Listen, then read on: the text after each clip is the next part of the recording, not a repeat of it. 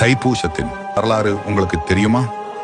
தேவர்களுக்கும் அசுரர்களுக்கும் இடையே ஏற்பட்ட போரில் தேவர்களால் அசுரர்களை அழிக்க முடியவில்லை. எனவே பல்வேறு இன்னல்கள் கொடுத்து வந்த அசுரர்களை அழிக்க வேண்டி சிவபெருமானிடம் தேவர்கள் முறையிட்டனர். தங்களால் அசுரர்களை அழிக்க முடியவில்லை.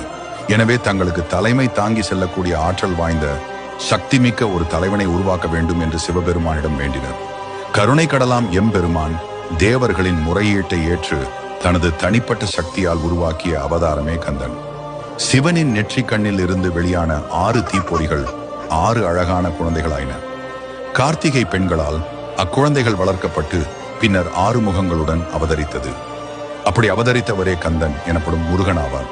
சிவபெருமானின் தேவியான அன்னை பார்வதி தேவி ஆண்டிகோலத்தில் பழனிமலையில் வீற்றிருக்கும் முருகப்பெருமானுக்கு ஞானவேல் வழங்கியது தைப்பூச நாளில்தான். அதன் காரணமாகவே பழனிமலையில் தைப்பூச திருவிழா மற்ற முருகன் கோவில்களை காட்டிலும் வெகு சிறப்பாக கொண்டாடப்படுகிறது.